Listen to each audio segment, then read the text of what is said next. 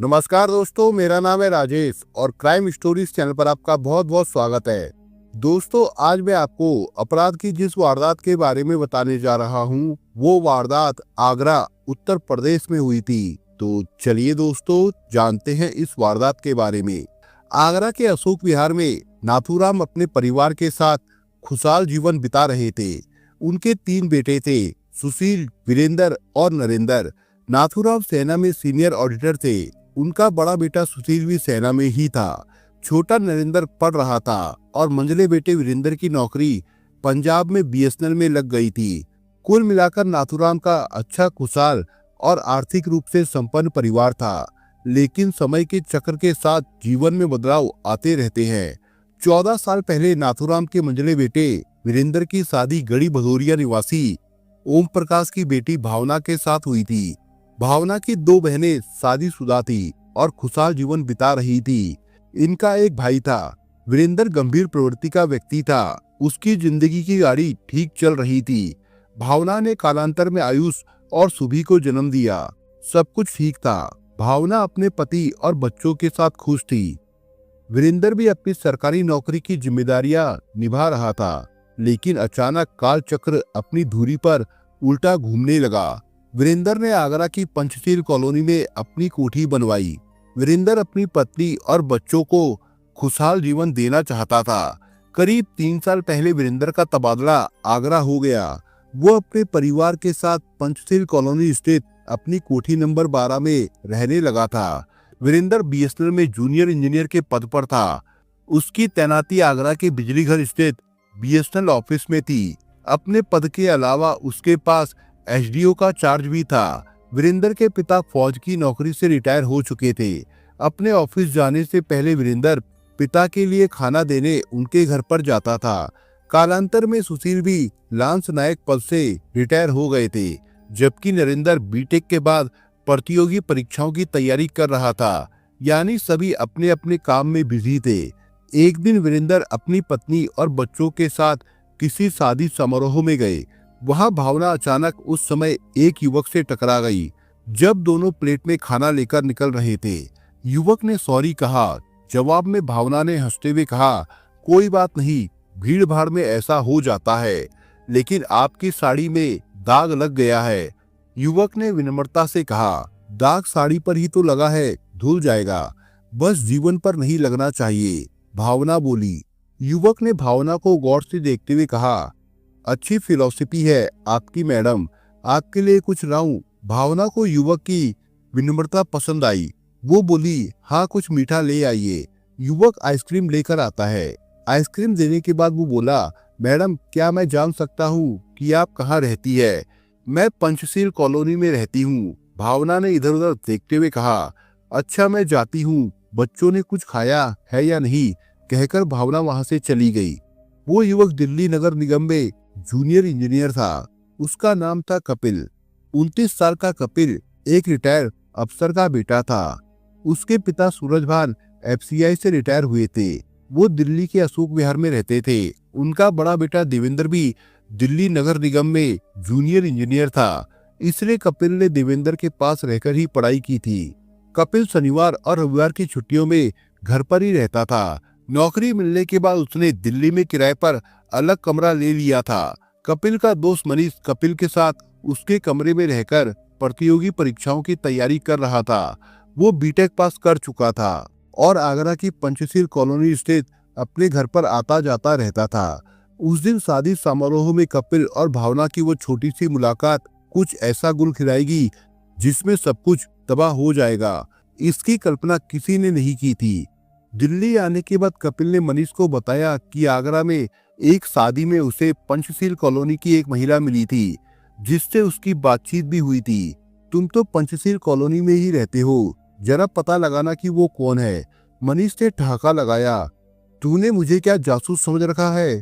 पंचशील में क्या वही एक औरत रहती है? अरे भाई, ना नाम ना पता, इतनी बड़ी कॉलोनी में कैसे ढूंढेंगे उसे? वैसे उस औरत में ऐसा क्या था जो उसे तलाश कर उसे तुझसे मिलना चाहिए? कुछ नहीं यार, बस जरा यूं ही उससे एक बार फिर बात करने की इच्छा हो रही है। ठीक है, इस बार आगरा चलेंगे तो कॉलोनी के चक्कर लगाएंगे। शायद वो कहीं मिल जाए। ये कहकर मनीष ने बात खत्म की। भावना का पति वीरेंद्र व्यस्त अधिकारी था। उसे सुबह 10 बजे ऑफिस पहुंचना होता था और शाम 6 बजे घर लौटना। सुबह शाम वो पिता को अशोक विहार स्थित घर जाकर खाना भी पहुंचाता था। कुल मिलाकर भावना को लगता था कि उसका पति आम पतियों की तरह उसकी भावनाओं पर ध्यान नहीं देता। फिर अचानक उसके जहन में शादी समारोह में मिला वो युवक घूमने लगा था। एक दिन अचानक फेसबुक पर भावना को एक फ्रेंड रिक्वेस्ट आई। फोटो देखकर वो चौंकी। अरे ये तो वही युवक है। उसके दिल की धड़कनें तेज होने लगी।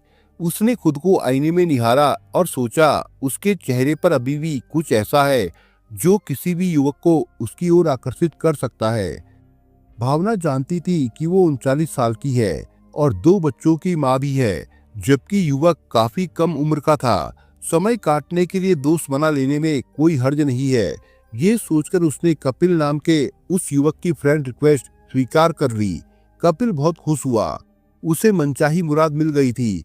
फेसबुक पर बात का सिलसिला शुरू हो गया था, जो निकट भविष्य में कुछ और ही रंग लाने वाला था।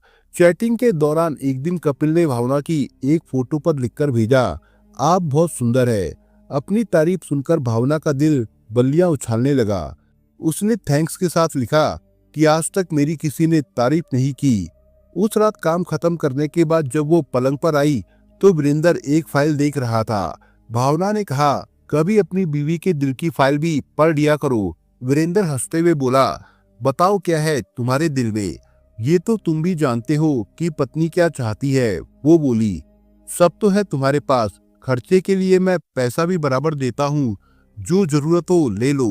वीरेंद्र ने कहा, मुझे जो चाहिए उसे पैसे से नहीं खरीदा जा सकता। क्या तुम अपनी पत्नी की तारीफ में 2 मीठे बोल भी नहीं कह सकते? बताओ क्या मैं सुंदर नहीं हूँ?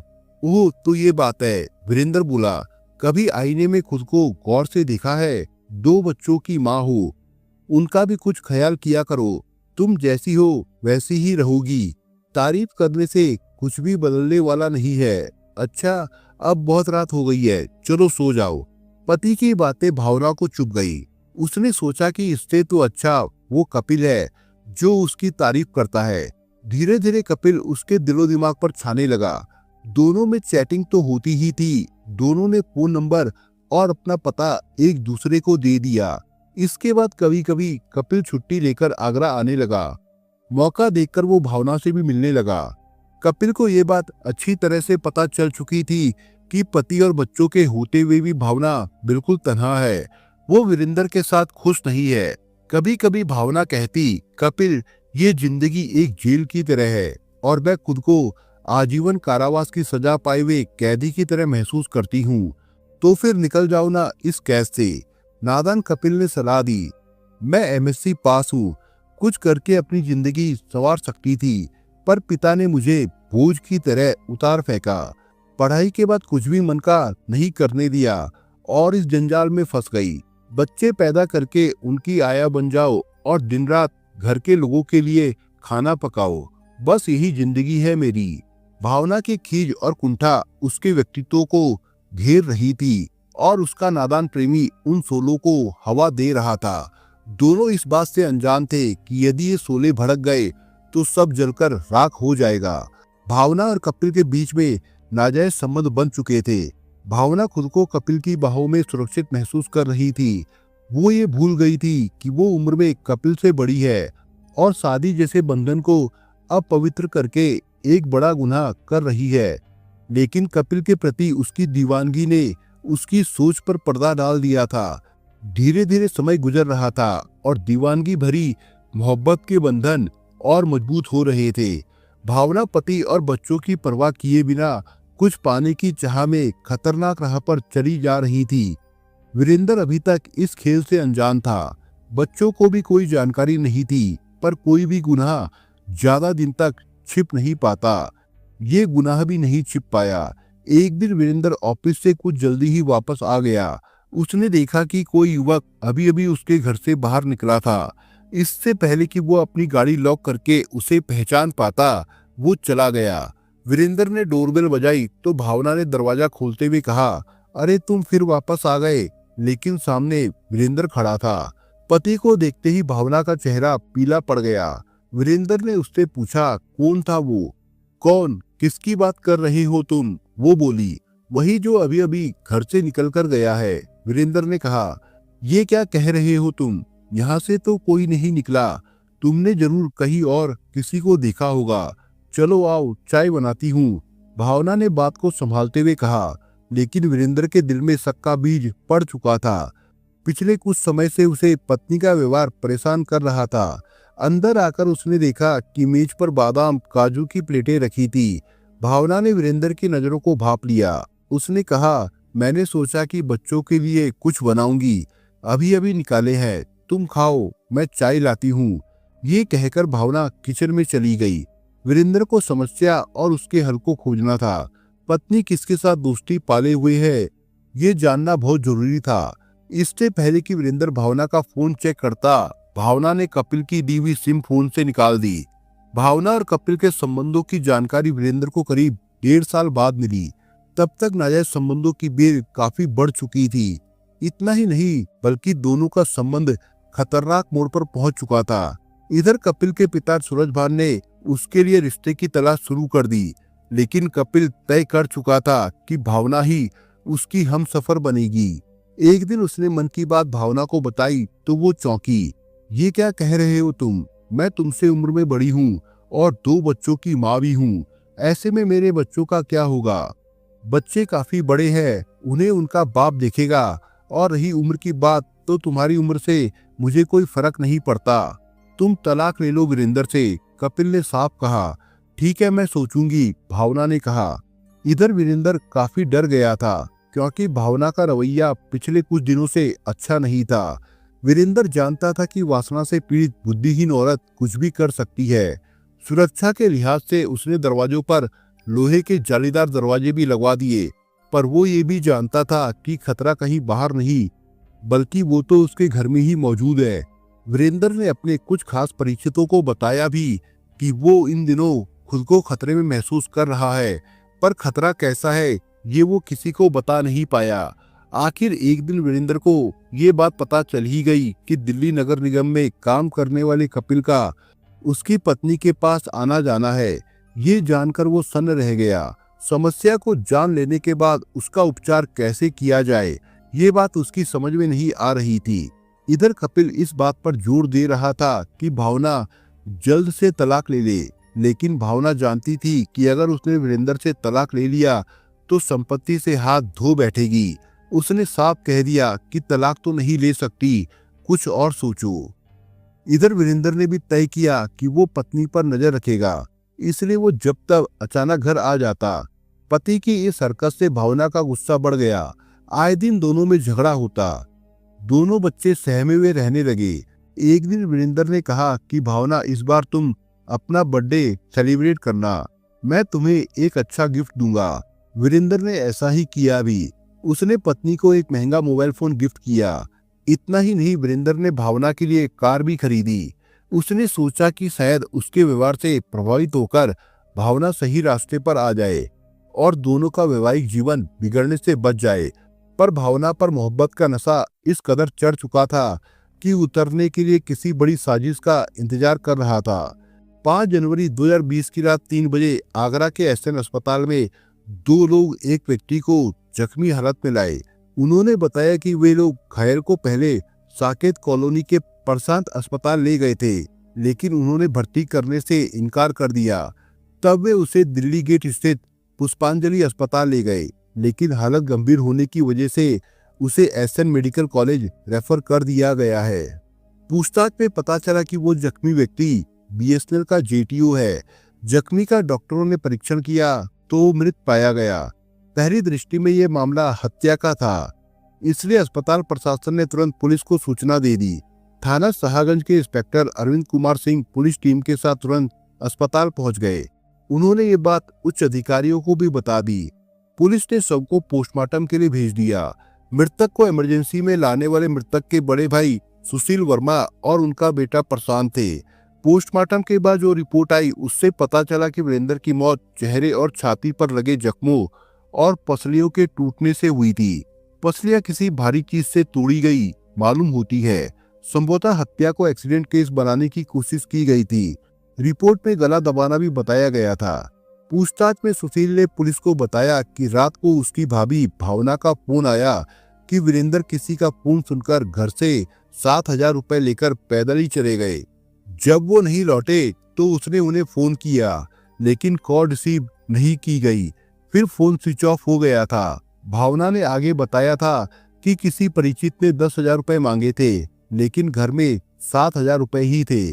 सुशील ने बताया कि भावना की बात सुनते ही वो अपने बेटे के साथ भाई को खोजने निकल गए।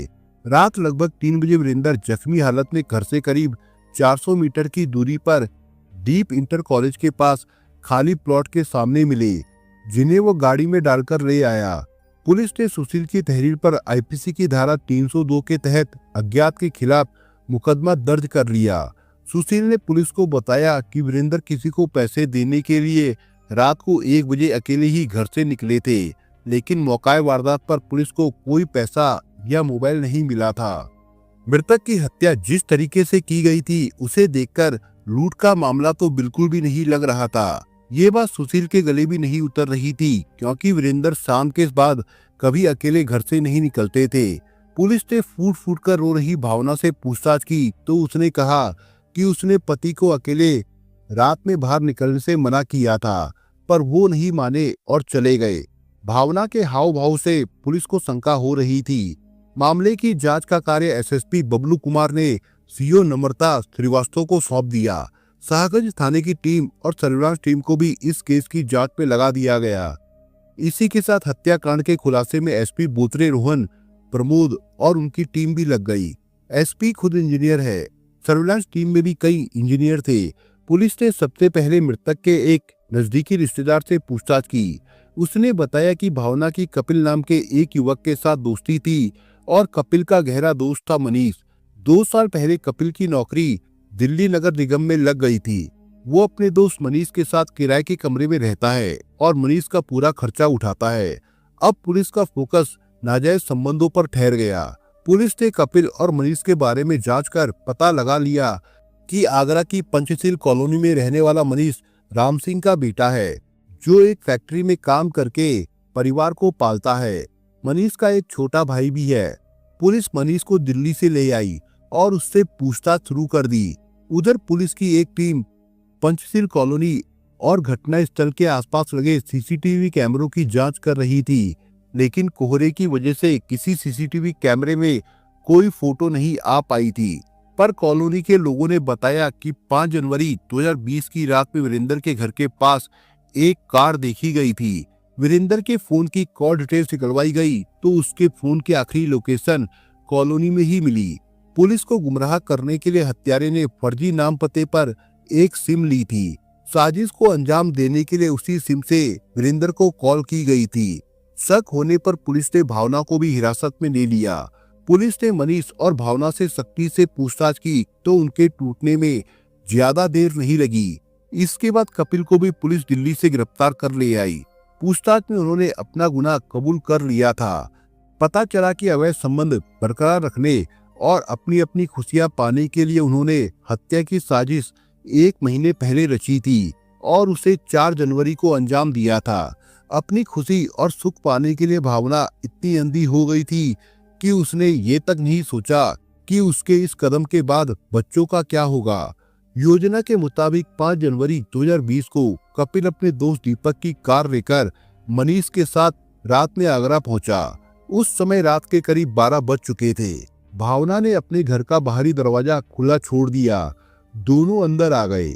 उस समय वीरेंद्र सो रहा था। कपिल ने तकिए से उसका मुंह और मनीष ने गला दबाया। भावना ने पति के पैर पकड़ लिए ताकि वो विरोध न कर सके। जब वीरेंद्र ने छटपटाना बंद कर दिया तो तीनों ने मिलकर उसे कार में डाला और दीप इंटर कॉलेज के पास एक खाली प्लॉट के सामने 4 फुटा रोड पर फेंक दिया। इसके बाद कई बार उसकी सौ पर कार चढ़ाई, जिससे कि उसकी पसलियां टूट गई। बेशक कातिलों ने हत्या को एक्सीडेंट का रूप देने की कोशिश की, पर पुलिस की सूझबूझ से राज खुल ही गया। इश्क की मारी भावना का कोई ड्रामा काम नहीं आया। हत्या के बाद कपिल और मनीष दिल्ली आए थे, लेकिन उन दोनों के मोबाइल फोनों की लोकेशन निकलवाई गई तो मनीष के फोन की लोकेशन घटना स्थल पर और फिर दिल्ली की पाई गई। भावना के फोन के कॉल रिकॉर्ड्स निकाले गए तो हत्या से पहले उसकी कपिल से बात होने की पुष्टि हुई। पुलिस ने 48 घंटे में इस हत्याकांड से पर्दा उठा दिया और तीनों आरोपियों भावना, कपिल और मनीष को गिरफ्तार कर 8 जनवरी 2020 को पुलिस जब कोर्ट ले गई तो उन्हें देखने के लिए भारी भीड़ जमा हो गई। तीनों को सुरक्षा घेरे में लेकर अदालत में पेश किया गया। जैसे ही अदालत ने उन्हें जेल भेजने के आदेश दिए तो तीनों आरोपी रोने लगे। अपने सुख के लिए पति नाम के कांटे को रास्ते से हटाने के लिए भावना ने गहरी चाल चली थी। भावना ने सोचा था कि विधवा हो जाने पर उसे सहानुभूति और प्रॉपर्टी दोनों ही मिलेगी, पर इस अपराध के लिए उसे मिली जेल। कुछ रिश्तेदारों और अपनों ने भावना से मुंह फेर लिया। अब उसके पास काली अंधी दुनिया के सिवाय कुछ नहीं बचा है। भावना का बेटा 7वीं कक्षा में और बेटी 6वीं कक्षा में पढ़ती है। एक कातिल माँ की इस कारगुजारी का बच्चों पर क्या असर होगा ये तो भविष्य में ही पता चलेगा, पर माँ ने फिलहाल तो उनसे उनके हिस्से की खुशियां छीन ही ली है। दोस्तों, आप अगर चैनल पर नए हो तो आप चैनल को सब्सक्राइब करने के साथ कमेंट बॉक्स में इस कहानी के बारे में अपने विचार जरूर लिखिएगा। मिलता हूँ एक नई कहानी के साथ, तब तक के लिए अपना ख्याल रखिएगा। धन्यवाद।